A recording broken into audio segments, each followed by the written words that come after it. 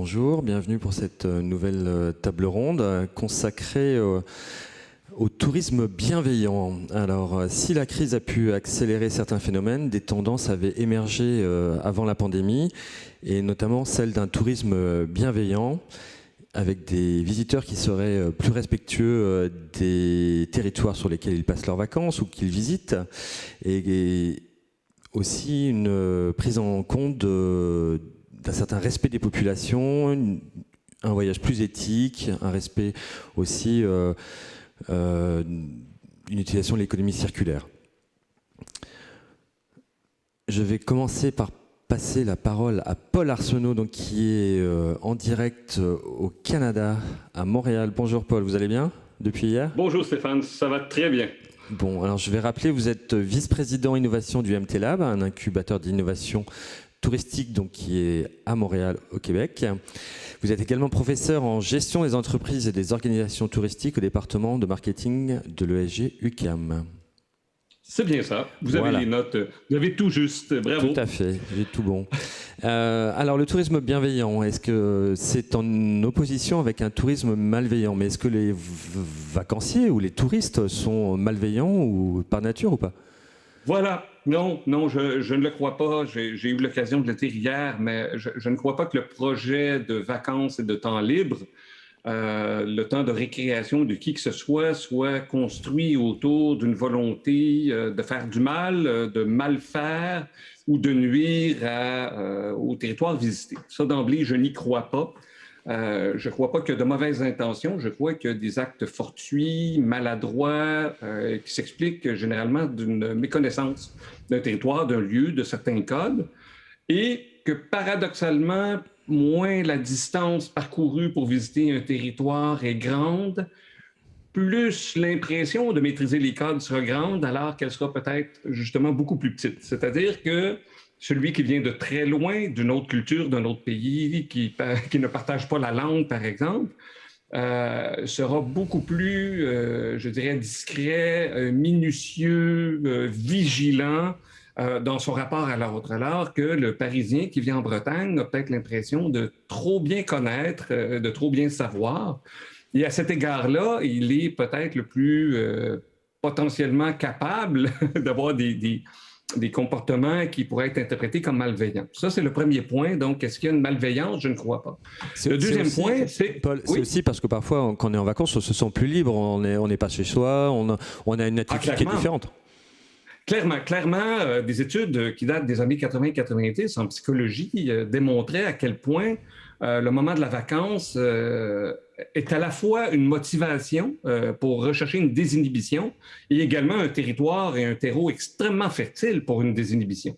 En se sortant de son quotidien, de ses obligations quotidiennes, de ses responsabilités quotidiennes, en étant loin de ça, il peut y avoir, il y aura souvent un déclic dans la tête du visiteur de ne plus se sentir, régi par des règles qui, pourtant, chez lui, seraient très présentes. Alors, il y a effectivement cette existence-là qui peut se traduire par des incivilités qui étaient mesurées avant la crise, tout à fait. On donne l'exemple souvent d'un surtourisme à Barcelone. Quand on regarde des enquêtes qui avaient été faites l'an dernier, je crois, ou l'année d'avant, chez les citoyens de la Barceloneta, contrairement aux messages qui étaient très présents dans les médias, les gens disaient « Nous ne sommes pas contre le tourisme, nous n'en avons pas contre le tourisme, nous en avons contre certaines incivilités qui sont généralement le bruit nocturne, qui sont généralement des comportements déplacés à l'égard des personnes vulnérables. On parlait des personnes sans abri, des personnes âgées, des personnes en situation de handicap, par exemple. Donc, on va retrouver ce type de réaction à des comportements qui ne sont pas acceptés. Maintenant, l'autre élément, je pense, qui est extrêmement important de se rappeler, c'est que la bienveillance ne peut pas être le fait d'un seul groupe. 4 grandes solitudes devraient être bienveillantes dans le cadre de ce tourisme-là en Bretagne. Les visiteurs, on l'a dit. Les résidents, qui eux-mêmes auront parfois des comportements de réticence et pas très accueillants, c'est-à-dire vont se sentir à raison ou non spoliés de leur territoire, de leur quartier, de leur commerce de proximité. On trouve ça à Montréal. C'est-à-dire que quand un commerce apparaît dans les guides touristiques, les gens du quartier, tout d'un coup, se trouvent spoliés réellement à devoir faire la queue pour aller chercher un bagel, spécialité montréalaise. et pour ceux qui s'y connaissent, ceux de Montréal sont nettement meilleurs que ceux de New York. Mais ça, c'est du chauvinisme pur. Mais il y aura également la solitude du milieu institutionnel, des offices de tourisme qui se trouvent à passer des messages de communication, mais qui devraient être des intermédiaires, assurer une médiation entre le visiteur et le visité. Et au final, les prestataires qui, parfois même de façon inconsciente, auront certains comportements qui ne seront pas aussi bienveillants. La bienveillance étant cette notion qu'on accueille l'autre avec ouverture, non pas de manière coercitive ou répressive, essayant de comprendre sa différence, essayant de l'accompagner dans la maîtrise des codes du territoire et tout et tout. Et donc, c'est 4 solitudes qui devraient trouver un moyen de se parler. Parce qu'une fois que le schéma de la Bretagne est déposé, une fois les rencontres de Bretagne terminées, à quel pourcentage de la population bretonne aurions-nous parlé ou fait savoir cet enjeu-là? Probablement très, très, très, très, très, très peu. Est-ce que quelques prestataires qui suivent, peut-être ils seront plus sensibles? Est-ce que les offices de tourisme et le milieu institutionnel est représenté? Donc, la question se pose. C'est un premier jalon, mais il faut s'assurer, au-delà de la communication, qu'il y a une rencontre de ces 4 et de certains visiteurs également et qu'on discute de façon ouverte et bienveillante de la bienveillance. D'accord, donc il faut faire quoi? De l'éducation, de la sensibilisation? Oui, et il faut la faire là, sur le territoire, au moment où les visiteurs sont présents. C'est-à-dire, encore une fois, quand j'entends d'exiger des visiteurs qu'ils soient bienveillants, j'entends, on parle à des enfants, là, tu ne touches pas à ça, tu ne vas pas là, tu dis s'il vous plaît, merci. Et ça ne me semble pas si bienveillant que ça. Ça me semble un mot qui pourrait facilement, je ne dis pas que c'est la situation, mais un mot qui pourrait facilement laisser entendre que ce qu'on appelle bienveillance, c'est, sois sage et ne parle pas, dis merci s'il vous plaît. Et donc, il faut aller un petit peu plus loin. Je pense qu'il faut trouver, ça prend, oui, de la communication, ça prend, oui, le partage des codes, ça a été fait, oui, ça prend des influenceurs, des campagnes, des vidéos virales et pourquoi pas, mais de dire c'est quoi l'accueil breton, c'est quoi le mode de vie breton. Vous entendez ici des chihuahuas qui ne sont pas bienveillants actuellement avec quelqu'un qui a sonné à la porte. Je m'excuse. Alors, ça ressemble un peu à ça, Stéphane. D'accord. Est-ce que parfois, il faut faire de la coercition aussi? Alors, il faut, justement, vous disiez de taper sur les doigts. On a eu l'exemple ici au Québec d'incivilité en Gaspésie, dans l'est du Québec. Il y a eu 2 approches, d'une région de Charlevoix, un peu plus au nord, et celle de la Gaspésie. Et celle de la Gaspésie, le mouvement des élus amené par des résidents, des citoyens qui étaient outrés de certains comportements incivils, vraiment des incivilités vraiment assez importantes des visiteurs, a eu le réflexe suivant d'interpeller les élus à l'Assemblée nationale. Et l'Assemblée nationale a exigé que la police soit mobilisée pour aller intervenir auprès de ces mêmes visiteurs-là.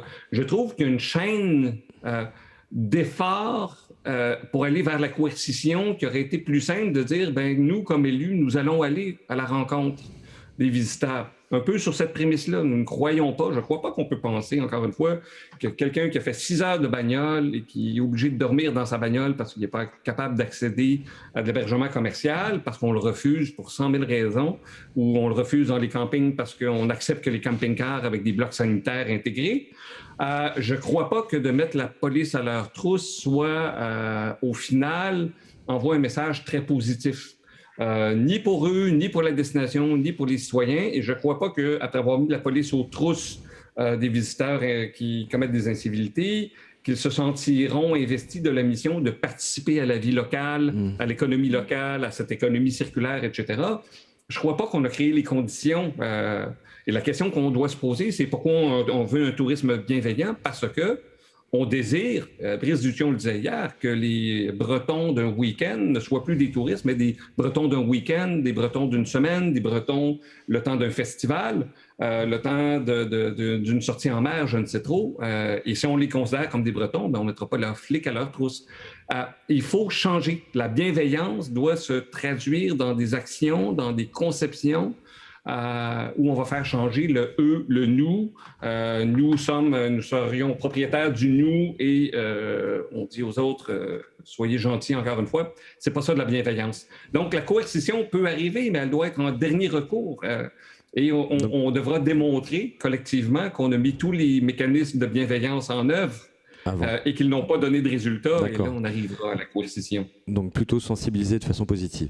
Parfois, on est quand même obligé de faire de la régulation, notamment dans les phénomènes de surtourisme. Vous militez, alors pourquoi? Pour une façon où on réserve, on prend des plages horaires pour visiter certains lieux?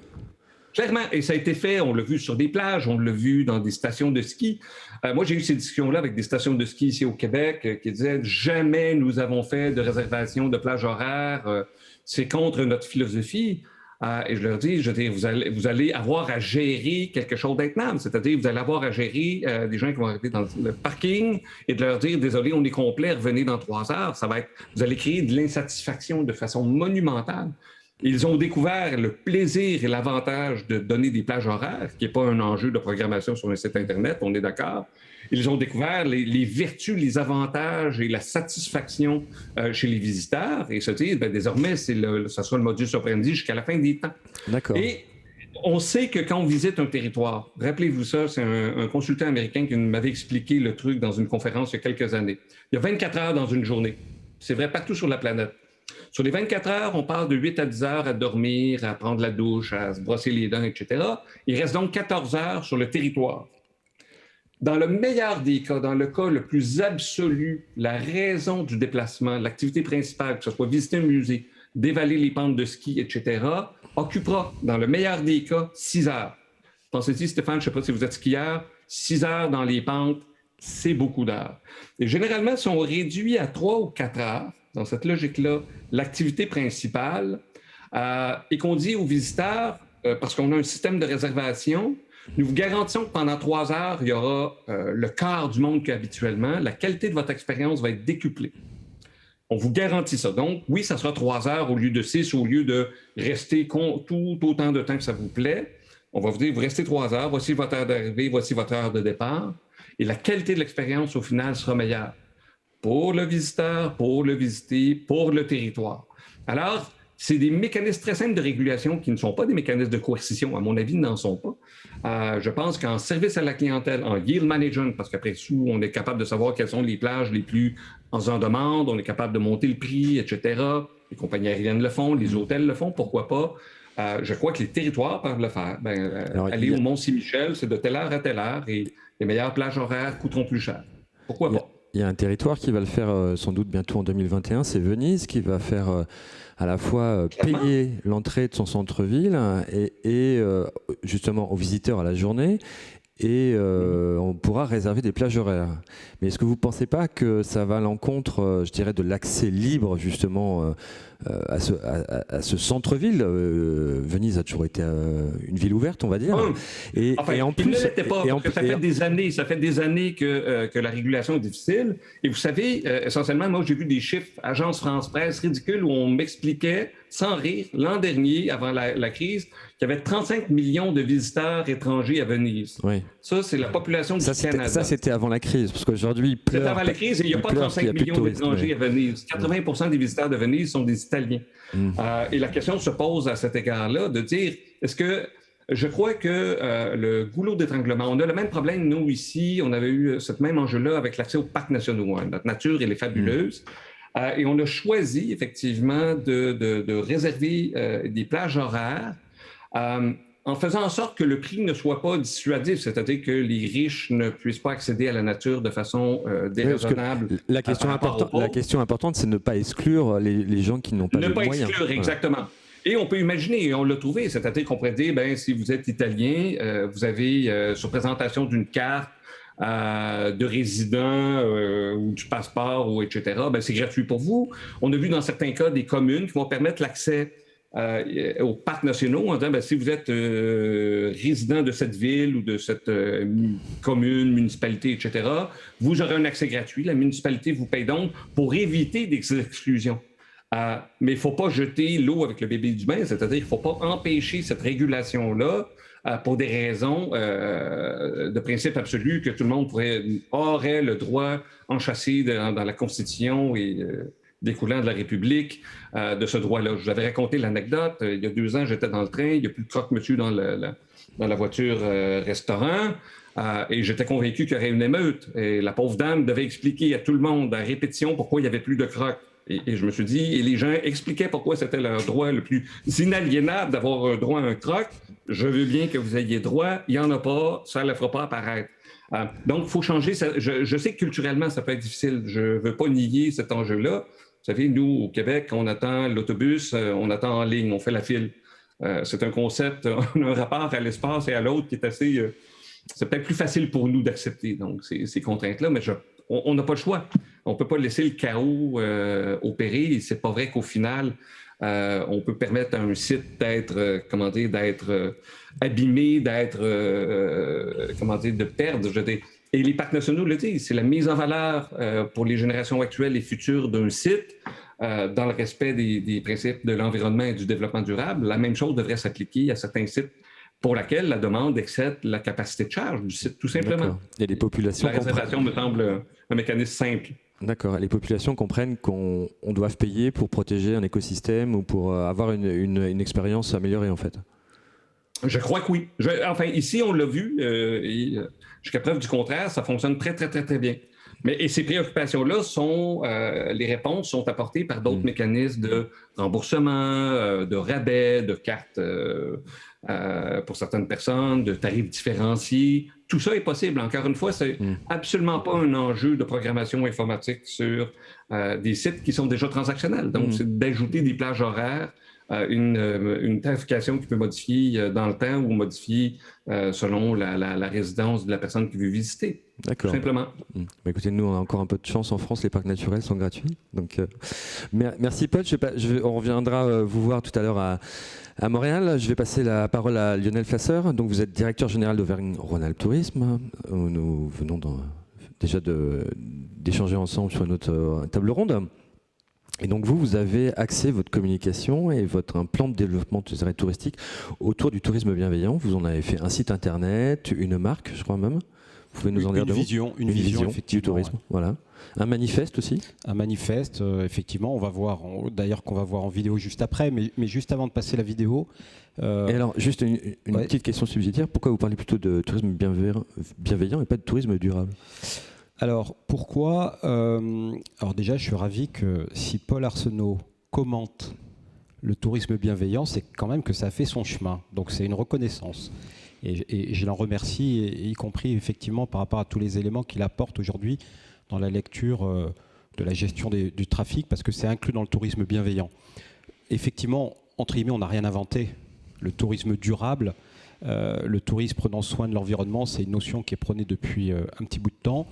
On a voulu changer la terminologie, effectivement, pour remettre l'humain au centre du jeu. Ça nous paraissait extrêmement important et non pas la norme. Et donc, c'est la raison pour laquelle on a appelé ça le tourisme bienveillant. Ça, c'est le premier point. Le deuxième point, c'est que derrière le mot de durabilité, on était sur une connotation environnementale qui, à notre goût, était beaucoup trop forte et qui ne prenait pas en compte suffisamment, à leur juste valeur et avec équilibre, l'impact économique, l'impact environnemental et l'impact sociétal. C'est le deuxième point.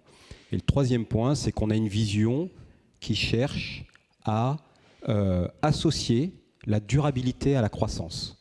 Et donc c'est un point qui est extrêmement important par rapport aujourd'hui à des visions qui peuvent s'opposer sur cette terminologie. Donc c'est la raison pour laquelle nous avons appelé ça le tourisme bienveillant, lancé en 2018, c'est important de le rappeler. Donc il n'y a pas d'effet d'aubaine lié à la crise qui ferait qu'on a lancé cette vision-là. Dernier point, c'est une vision, ce n'est pas une démarche RSE, ce n'est pas non plus de l'écotourisme. Et une vision, vous savez que pour une entreprise ou une organisation, c'est extrêmement important parce que ça dicte un certain nombre de choses, ça dicte des plans d'investissement, ça dicte des décisions long terme, moyen terme, mais également court terme. Donc, pour nous, c'est une des pierres angulaires qui fait que, si je reviens sur un sujet plus mercantile, qui pourra donner un avantage différenciant par rapport à d'autres territoires. On est dans une économie avec une concurrence mondiale. On prône pour un tourisme plus et non pas un tourisme moins.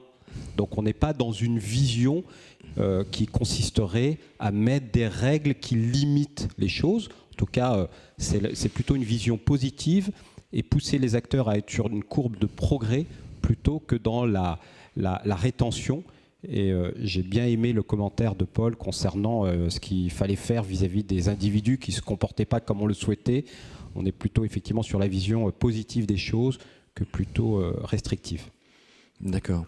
Alors, vous ne pouvez pas financer directement les opérateurs touristiques, mais est-ce que du coup, vous pouvez les inciter à adhérer à votre vision du tourisme bienveillant ? Comment vous agissez ? On peut les inciter. Alors, ce que je vous propose, pour le coup, c'est de découvrir ce qu'est le tourisme bienveillant au travers de les vidéos. Merci.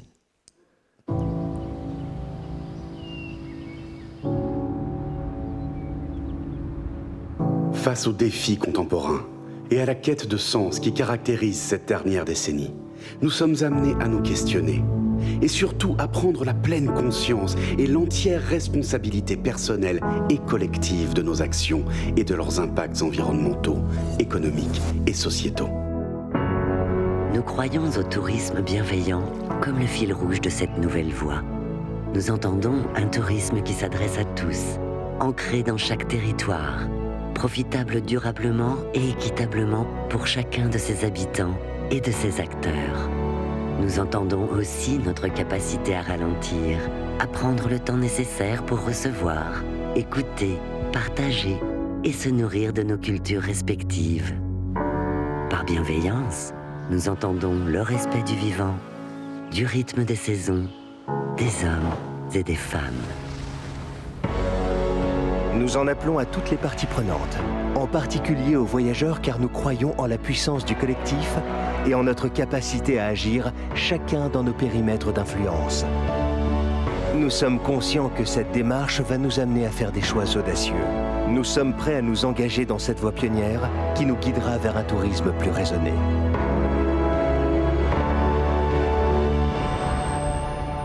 Le tourisme bienveillant nous invite à infléchir ensemble l'économie d'aujourd'hui pour créer le modèle de société plus juste et plus durable que nous souhaitons tous léguer aux générations futures.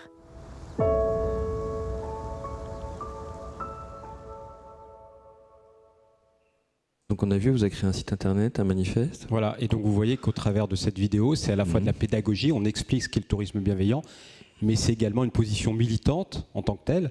On appelle effectivement à se rassembler autour de cette vision. Pour autant, par rapport à votre question, faire un manifeste, faire une vidéo, c'est une des actions pour rassembler, mais ce n'est pas suffisant. C'est la raison pour laquelle, dès 2019, nous avons lancé un certain nombre d'initiatives. C'est celle-ci, c'est également de la formation à distance, c'est également des dispositifs sur le tourisme de proximité, un certain nombre de choses. Et la dernière en date, c'est un fonds de dotation pour un tourisme bienveillant qui, pour le coup, est une grande innovation. D'accord. Dans ce fonds, alors qui rentre dans ce fonds ? C'est des opérateurs touristiques, c'est des mécènes ? Comment ça se passe ? Alors, ce fonds, déjà, il a un autre nom. Il s'appelle Essentiem. Pourquoi il s'appelle Essentiem ? Tout simplement parce que ce n'est pas une extension d'Auvergne-Rhône-Alpes Tourisme. Et ça, c'est important. On n'est pas une entreprise qui aurait décidé d'avoir sa propre fondation. On a décidé, peut-être par souci de bienveillance, de dire si on veut véritablement impacter les choses avec des projets d'intérêt général qui vont porter, qui vont avoir de l'impact, il faut que Auvergne-Rhône-Alpes se dessaisisse du sujet et construise un véhicule collectif, à minima au niveau national en tant que tel, et faire en sorte que ce collectif, chacun puisse quelque part y adhérer pour faire en sorte de mettre en place un certain nombre de projets d'intérêt général, et je donnerai quelques exemples par la suite. Et donc du coup, dans cette vision, Auvergne-Rhône-Alpes est un des partenaires fondateurs d'Essentiem, mais vous avez Club Med qui a rejoint également le conseil d'administration, vous avez VVF, vous avez Vacances Éole, vous avez Domaine Skiable de France également, vous avez Webedia, donc une grande agence de communication. Et je dirais que c'est encore ouvert pour que acteurs privés, territoires, que ce soit des acteurs directement impliqués dans le tourisme ou indirectement comme des énergéticiens par exemple, puissent rejoindre ce collectif pour lancer un certain nombre de projets. D'accord, c'est des actions de mécénat ? C'est des actions de mécénat. Le tourisme à la base n'est pas éligible au mécénat en France. La culture l'est, le patrimoine l'est, le sport l'est également, la culture au sens général du terme. Donc on a travaillé avec des juristes pour effectivement faire en sorte que transversalement parlant, on puisse effectivement faire appel à des politiques de mécénat. Ce que ça change, c'est que bon nombre de projets aujourd'hui étaient financés, soit par de l'argent public, soit de l'argent privé, mais sans aucun avantage en tant que tel. Là, aujourd'hui, ces investissements permettent un crédit d'impôt de l'ordre de 60%, donc ce qui est loin d'être neutre. Ce n'est pas la seule motivation, bien sûr, du fonds de dotation, c'est véritablement d'avoir des projets structurants qui vont changer un certain nombre de choses dans la société, dans notre secteur du tourisme. Et dans l'environnement ? Et dans l'environnement, on a choisi 3 voies. On a choisi la voie de l'environnement, on a choisi la voie du tourisme pour tous, et c'est un sujet qui est extrêmement important et qui va prendre de l'ampleur par rapport à la crise sanitaire et donc économique que nous vivons, mais également dans le domaine de la connaissance. Je vais vous donner un exemple très précis sur le tourisme pour tous. L'année dernière, France Montagne a lancé une opération qui s'appelait Montagne solidaire et qui était extrêmement simple. Ça visait à récompenser quelque part le personnel soignant en première ligne face à la crise sanitaire. On offre quoi, des séjours ou des... Exactement. 18 000 séjours ont été collectés de la part d'opérateurs privés et ont été redistribués à du personnel soignant. France Montagne s'est adossée à Essentiem. 1, pour bénéficier du collectif, et 2, pour entrer dans une politique de mécénat qui fait que ces mêmes opérateurs ont fait un don en nature, et que ce don est défiscalisable à hauteur de 60%. Donc une opération qui a eu lieu, qui est extrêmement précise. De même que nous apprêtons en 2021 à faire partir 5000 jeunes à la montagne avec l'Association nationale des chèques vacances. Et donc là aussi, nous avons un mécène pour aider sur ce sujet. Et c'est typiquement le genre d'opération qui traduisent l'intérêt général au bénéfice d'un public défavorisé. D'accord. Alors, je crois que vous avez un autre projet aussi en 2021, qui est celle d'un passe-tourisme, c'est ça ? Tout à fait. Juste avant de passer le passe-tourisme, ce que je tiens à dire, et je profite effectivement des personnes qui nous écoutent, c'est que ce fonds de dotation Essentiem, c'est l'outil de tous. Et j'y tiens. Si on a pris le choix, si on a fait le choix, que ce soit un outil national, si on a fait le choix que ce fonds puisse marcher sur 2 jambes, y compris sur une jambe qui s'appelle les fonds dédiés, c'est pour qu'un opérateur, qu'il soit public ou privé, puisse présenter un projet, vouloir garder la main sur ce projet, vouloir garder sa marque sur ce projet et pouvoir bénéficier de l'avantage du fonds. Et au-delà du mécénat, c'est aussi la compétence juridique, c'est la compétence comptable, c'est également un service qui va permettre de faire de la collecte de financement participatif mécénable en tant que tel. Donc voilà, donc on marche sur ces 2 jambes-là. D'accord, donc une montée en puissance du fonds. Une montée en puissance du fonds qui est l'actualité du moment. Et une autre actualité, effectivement, qui va venir dans quelques mois et qui traduit bien ce que disait Paul juste auparavant, c'est le passe-tourisme, qui, au-delà du sujet très opérationnel, or passe, c'est un nom de code, c'est pas le nom, pas le nom officiel. C'est pas le nom officiel, etc. Mais il traduit quand même ce qu'il y a derrière. C'est effectivement, il s'inscrit dans le tourisme bienveillant parce qu'il s'adresse en priorité aux habitants de la région. On est en train de parler de tourisme de proximité. On est en train de parler de réunir, c'est ce que disait exactement Paul, c'est-à-dire de réunir toutes les parties prenantes avec une approche collaborative, c'est-à-dire l'habitant, le résident, l'opérateur touristique, l'office du tourisme dans la même application. C'est réunir également des sujets qui au départ peuvent être potentiellement éloignés du tourisme. C'est pas simplement de l'hébergement, c'est pas simplement du site de loisirs, mais c'est également le meilleur ouvrier de France qui est sur le territoire que vous allez visiter. Mais c'est également l'artisan d'art, effectivement, qui a un savoir-faire particulier, qui va vouloir le partager. C'est également un phénomène d'inspiration pour éviter l'over-tourisme de manière extrêmement ponctuelle. Parce que, attention à cette notion, je pense que beaucoup de territoires en rêvent aujourd'hui. Ça a été un cauchemar, aujourd'hui c'est un rêve. Ça peut être une réalité de manière très très ponctuelle à certains jours, dans certains lieux. Est-ce qu'il y a eu, avant la crise, du surtourisme dans votre région ? Non, très clairement. Alors comment je dis ? Je vais pas vous dire oui, si ce n'est qu'on a lancé un baromètre pour savoir si les habitants de la région étaient des ambassadeurs ou des détracteurs d'Auvergne-Rhône-Alpes Tourisme. Je vais commencer par le négatif. Il y a uniquement 3,5% des habitants qui pensent qu'il y a trop de tourisme en région. Le 66% pensent qu'on peut aller bien au-delà et le reste, c'est une position plutôt neutre. Et 48% des habitants sont prêts à donner du temps bénévolement pour développer le tourisme. Pourquoi ? Parce qu'ils ont compris qu'ils ont un intérêt à titre personnel. Alors un intérêt, c'est pas au sens premier du terme, c'est tout simplement le plaisir d'être ouvert sur l'extérieur, la fierté de montrer sa région, mais également ils en ont un bénéfice dans leur vie de tous les jours par les investissements qui sont faits sur un nombre d'infrastructures ou d'événements auxquels ils n'auraient pas accès s'il n'y avait pas de tourisme. En plus, il y a des différences entre, je dirais, l'Auvergne et Rhône-Alpes, non ? Je pense que la question du surtourisme se pose moins en Auvergne que... Elle s'est posée dans certains espaces durant l'été 2020. Et c'est une bonne chose. Donc attention à cette notion qui est une notion de fourre-tout. La première fois on en a parlé en Auvergne-Rhône-Alpes, c'était pour parler de l'ascension du Mont Blanc. Vous vous rendez compte ? On confondait des alpinistes et des touristes. Et donc, on a commencé à parler de cette notion d'overtourisme. Voilà. Donc, attention à cette notion fourre-tout. Ce n'est pas une réalité. Ça peut être une réalité à un instant T, sur un lieu extrêmement précis. Et donc, je pense que dans la notion de tourisme bienveillant, on a un devoir d'être en capacité d'avoir une vision, pour ne pas dire une gestion, mais en tout cas une vision, une information des flux en temps réel, en fonction des lieux touristiques, pas simplement à l'échelle d'une ville, à l'échelle d'une région. Et rien que le devoir d'informer ou la possibilité d'informer, c'est déjà de la bienveillance, parce qu'ensuite, comme le dit Paul, les gens sont responsables, les gens veulent également, bénéficier de conditions privilégiées pour visiter un lieu, pour vivre un lieu. C'est plus important que visiter un lieu, c'est vivre un lieu, c'est ça le tourisme bienveillant. Et auquel cas, notre devoir, c'est d'avoir les moyens, y compris technologiques, pour fournir cette information. Alors Paul, qu'est-ce que vous pensez de cette démarche engagée par Auvergne-Rhône-Alpes Tourisme ? J'adore. Vous savez, Lionel, vous savez que l'an dernier, je fais une conférence annuelle avec mon ami Pierre Belrose et on a montré cette vidéo-là du tourisme bienveillant. J'ai la chair de poule à chaque fois que je le vois. Moi, ça me parle, ça me touche et tout est là. Et quand je mets certaines réserves, c'est le fait que, je nommerai pas de destination québécoise, mais le mot bienveillance est apparu par la suite. Et ça s'est arrêté à un simple message de communication. C'est pas vrai.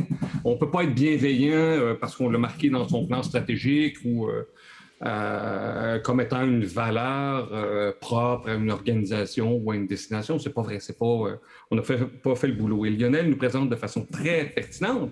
C'est-à-dire, par la suite, ça prend des mécanismes, des outils, des incitatifs financiers. Malheureusement, c'est une façon de réguler les actions, de dire, des gens qui participeront à cette bienveillance-là, ils trouvent un certain avantage, mais un mécanisme par lequel ils feront une différence. Et par la suite, on est capable d'accroître, c'était le point que vous me posiez, Stéphane, d'accroître l'accessibilité à des personnes en situation de handicap, à des personnes financièrement défavorisées, etc., au personnel soignant et tout. Il y a tellement d'endroits qui méritent, de gens qui méritent de visiter la Bretagne et qui ne le peuvent pas pour des tonnes de raisons. Et la bienveillance, c'est se poser la question, qui peut venir, qui ne peut pas venir et comment on peut accélérer ça. L'autre élément que je trouve fabuleux dans la réflexion de Lionel, et j'ai cette difficulté-là à avoir ce discours-là avec mes étudiants, de dire que les destinations ont, et on l'a très bien dit, des devoirs, des responsabilités et des obligations. À titre d'intermédiaire, à titre d'office de tourisme, à titre d'élu, nous avons des responsabilités, des devoirs et des obligations. On ne peut pas laisser les choses arriver. Et vous dites, nous faisons un monitoring, on a des indicateurs. C'est une obligation du territoire de savoir à quel endroit arrive effectivement un danger, un enjeu de surfréquentation. Je suis entièrement d'accord sur le fait que le surtourisme n'existe pas. Hein, c'est dans le temps et dans l'espace. Et tout ça se gère. Et c'est pas juste, comment dire, chouette, agréable, si on y pense, ça serait une bonne idée. Non, c'est une obligation, une responsabilité et un devoir. Il faut arrêter de juste voir quels sont mes droits comme visiteur, quels sont mes droits comme résident, quels sont mes droits comme office de tourisme, donc quels sont aussi mes devoirs, mes obligations. Et si les intermédiaires, si l'institutionnel ne se sent pas investi de cette obligation-là, qu'il fasse. On ne peut pas demander aux résidents, aux citoyens de le faire, on est d'accord. Les prestataires ne sont pas équipés, ne sont pas individuellement capables de faire la différence. Alors voilà, moi je suis 100% Team Lionel. Mais il y a beaucoup de choses à apprendre et ce sont des réels enjeux. Il y a des réelles problématiques. Mais si la région ne se sent pas investie de cette obligation-là, de ce devoir-là, face aux visiteurs, face aux résidents, on va dans un mur. D'accord. Je réagis par ce que dit Paul, ça, c'est extrêmement important. On a fait le choix. Tourisme bienveillant, ce n'est pas un slogan publicitaire. Ce n'est pas une communication B2C. Je n'ai jamais mis 1 euro sur les réseaux sociaux pour diffuser cette vidéo. Elle a vocation à rester dans le cercle des opérateurs touristiques, qu'ils soient universitaires, qu'ils soient professionnels, privés, etc. Notre positionnement marketing, c'est renaître ici. C'est ça notre slogan en tant que tel. Toutes les actions que nous souhaitons amener pour ne pas être juste dans l'incantation, dans le discours, voire dans la démagogie, c'est de lancer des services et à chaque fois on se pose la question, est-ce qu'ils sont dans notre vision du tourisme bienveillant ? C'est le vous analysez les actions les effets positifs et négatifs de chaque action que vous entreprenez. Alors d'une part, d'autre part, Paul parlait des indicateurs. On vient de lancer une 40aine d'indicateurs. On n'a pas la prétention qu'ils sont bons. C'est un sujet qui est extrêmement important. Acteurs du tourisme durable avec Guillaume Kremer travaillent sur le sujet. Nos indicateurs, c'est une matière vivante. On les fera évoluer en fonction de l'apport des uns et des autres sur le sujet. Le baromètre de satisfaction, quelque part, des habitants, ça fait partie de notre indicateur. De voir de quelle manière notre tourisme se construit dans le temps et dans l'espace, la saisonnalité et tout, c'est un indicateur. La typologie des emplois que nous développons, c'est un indicateur. Donc ça, c'est important. Un autre exemple très très précis.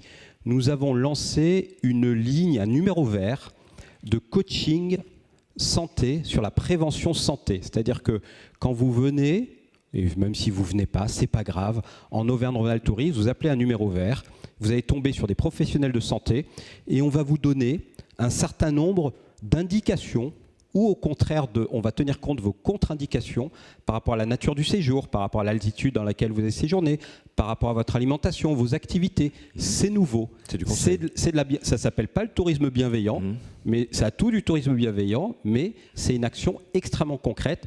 Et je pense, et j'ouvre une parenthèse sur la prévention santé liée au tourisme, on a un champ dans ce domaine-là qui est juste extraordinaire parce qu'aujourd'hui, il faut travailler les loisirs, non pas simplement sur l'expérience vécue, mais sur les bénéfices durables que l'on peut retirer d'une expérience touristique réussie.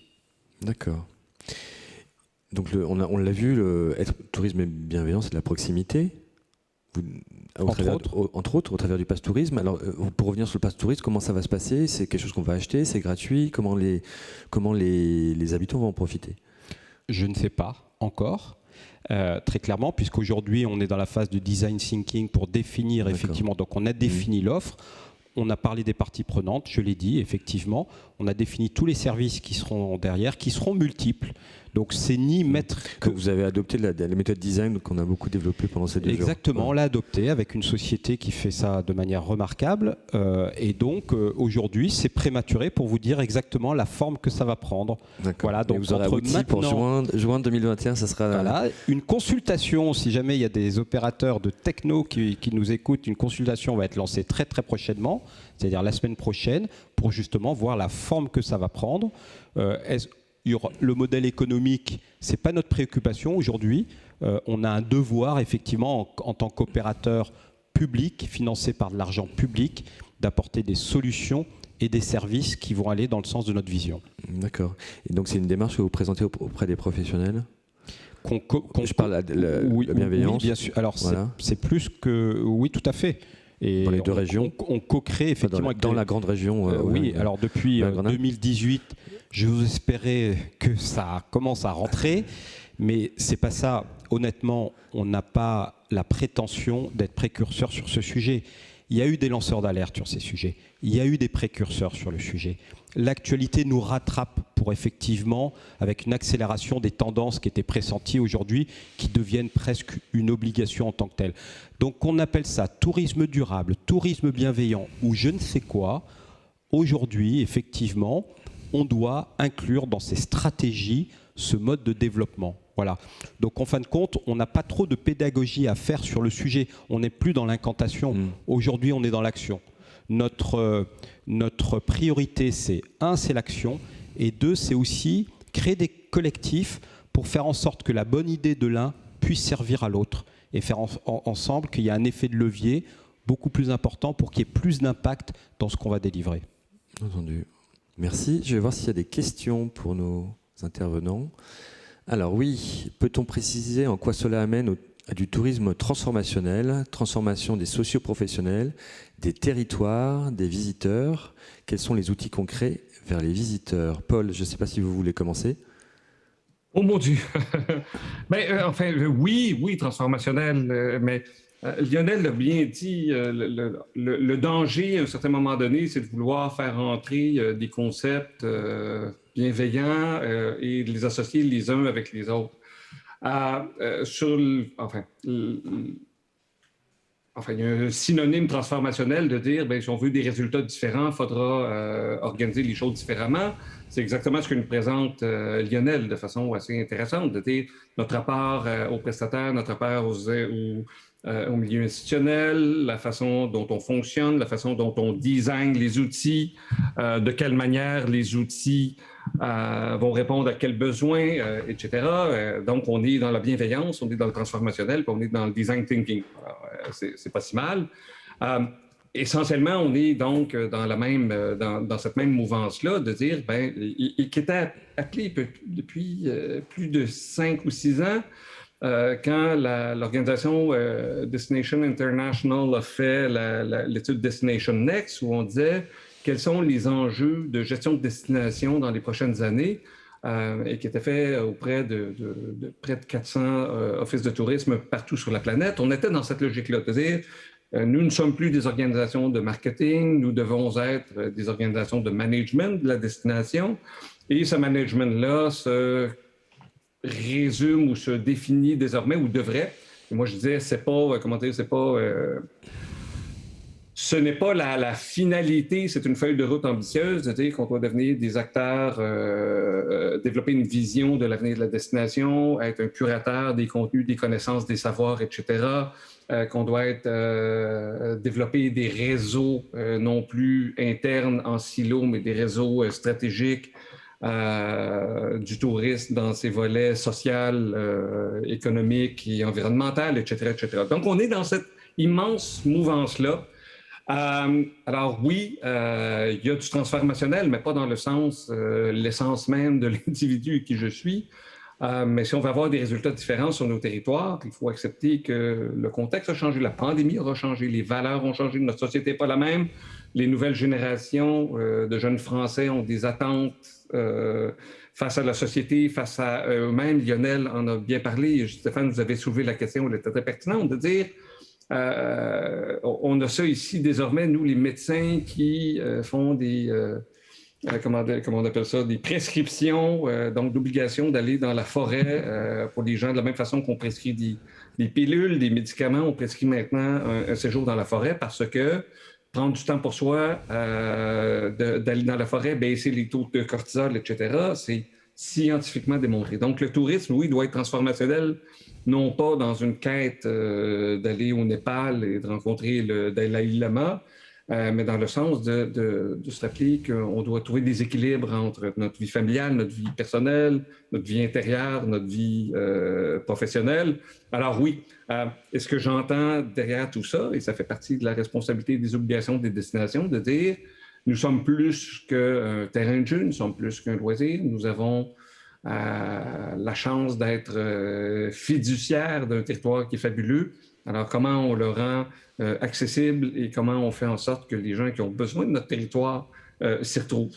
Alors, c'est un petit peu ma réflexion à chaud. D'accord. Lionel, vous voulez répondre aussi à cette question? Non, simplement, on s'est posé la question à quoi on sert, Comité régional du tourisme. Alors déjà, on s'est débaptisé, on s'appelle Agence régionale du tourisme, mais au-delà effectivement de ce changement de dénomination, notre positionnement le traduit par plateforme collaborative du développement touristique. Voilà quel est le positionnement de notre organisation. Et c'est effectivement cette capacité à créer du lien entre les acteurs, B2B, B2C, B2B2C, les acteurs qui font du développement, les acteurs qui font de l'investissement, des acteurs qui font de la vente, tous ces acteurs-là. Et donc notre métier, il est là, et avec un certain nombre de missions sur lesquelles on pense qu'on crée de la valeur ajoutée. Voilà, très clairement. Premier point. Deuxième point, je reviens sur le pass tourisme et sur l'état d'esprit. on travaille avec l'ATES aujourd'hui, donc l'Association pour un tourisme équitable et solidaire, et on est en train de créer une grille d'évaluation. Alors, peut-être la énième grille d'évaluation, mais en tout cas, ce qui est intéressant, c'est que c'est une grille, sur ces 3 champs dont je viens de parler, donc économique, environnemental et social, premier point. Et deuxième point, c'est que c'est une grille d'auto-évaluation. On ne veut pas être... Il y a des labels déjà qui font extrêmement bien ce métier-là. Par contre, pour le coup, des fois, entre le label et ne rien faire, il y a une marge qui manque. Et des fois, les labels, et notamment dans tourisme et handicap, un label français peut être assez complexe. Il faut investir, assez complexe à obtenir. Pour autant, il est extrêmement important. Donc, on crée des marches intermédiaires. La grille d'auto-évaluation, quelque part, il n'y a pas de pression. Et ça permet effectivement, en toute transparence, y compris vis-à-vis du visiteur, de s'auto-évaluer et de s'inscrire dans une courbe de progrès. Donc, c'est peut-être ça aussi une vision de la transformation par le tourisme. Alors, deuxième question, comment avec bienveillance empêcher les dégradations dans nos équipements? Alors, est-ce que vous voulez... Je voudrais préciser la question parce que je ne la comprends pas. Oui. Ou dans les territoires, peut-être? On retrouvera peut-être dans les sentiers ou dans les parcs naturels ou oui, je pense que c'est plutôt sur les territoires. Une surutilisation, effectivement, peut faire se dégrader. C'est ce qu'on disait tout à l'heure, c'est la régulation, c'est la sensibilisation. Oui. C'est-à-dire que nous, on a vu, je vais donner l'exemple de Living Lab qui a été créé dans la région des Laurentides, au nord de Montréal, qui est le paradis de la randonnée et du ski, enfin bref. Et dans des questions, effectivement, de durabilité, se poser la question, comment fait-on les aménagements? Comment fait-on des aménagements durables? Et comment s'assure-t-on, effectivement, d'être capable d'avoir une capacité de charge?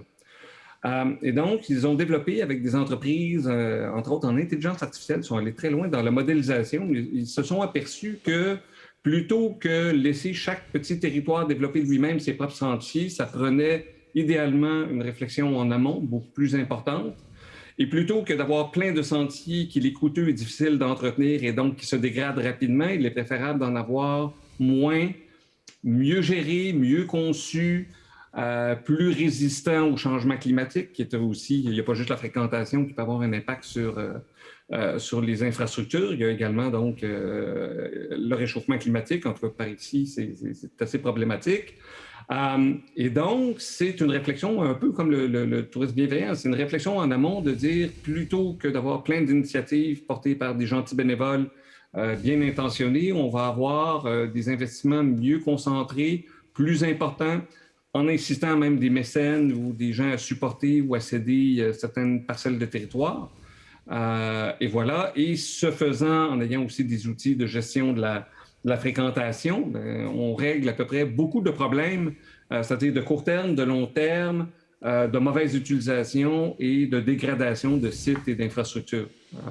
C'est possible de le faire, mais c'est pas quand la saison touristique débute, enfin là, il est presque trop tard, parce que le seul outil devient à ce moment-là la gestion des flux, et c'est pas facile, quoi. Puis il y a la notion, effectivement, entre guillemets, d'éducation. Hein. Paul parlait de la différence culturelle, notamment en citant l'exemple d'attendre dans une file pour prendre le bus. Et effectivement, c'est frappant dans différents pays. Là aussi, donc nous, en tout cas, dans la vision du tourisme bienveillant, on est en train de travailler sur les jeunes générations. On a lancé un programme qui s'appelle Génération Montagne.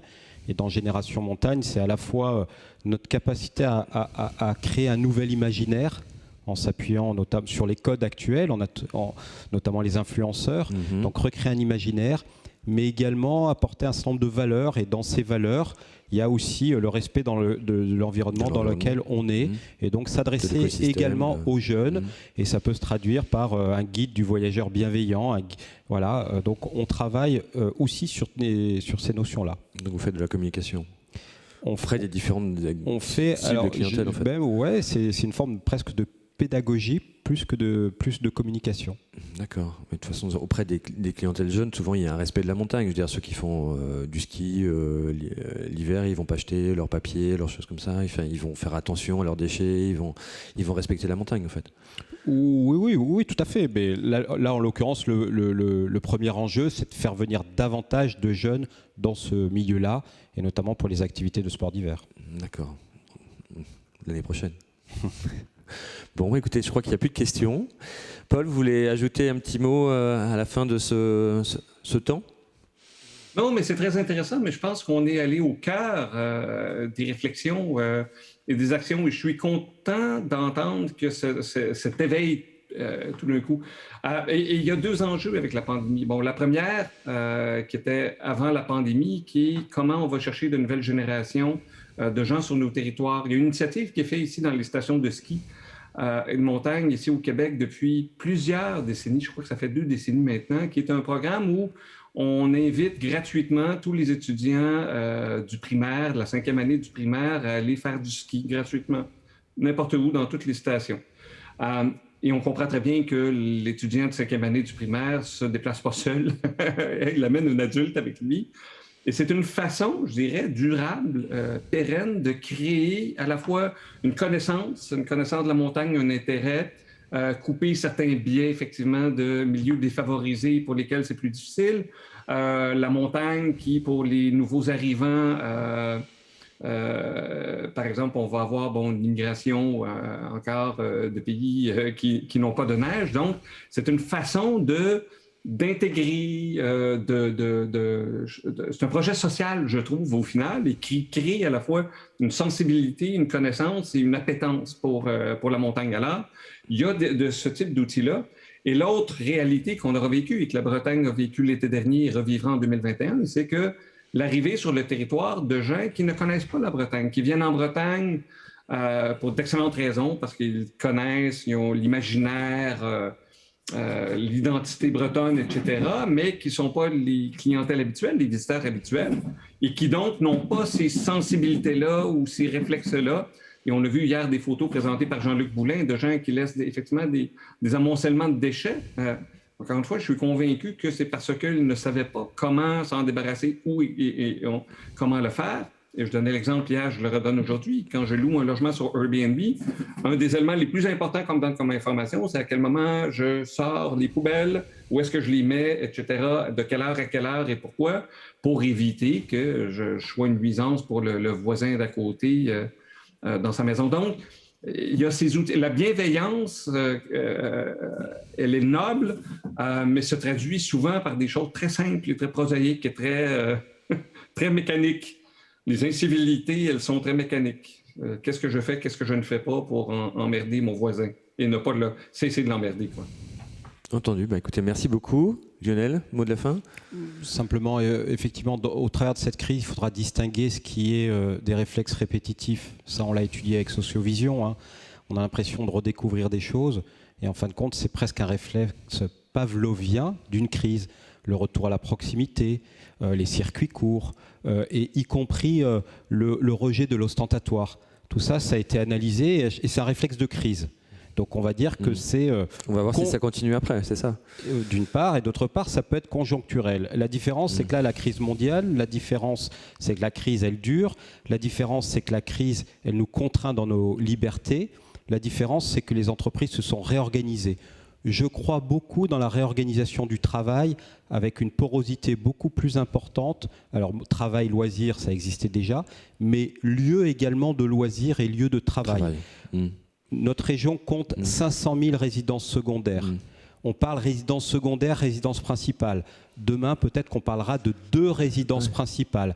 Et ça change la physionomie totale de notre touriste. Et même la définition d'un touriste en tant que tel, demain, pourra être différente que celle qu'on connaît aujourd'hui, de par effectivement la période que nous vivons. Il y a des stations, je crois, ou des opérateurs qui ont incité les gens à venir faire du télétravail dans les stations de montagne, je crois.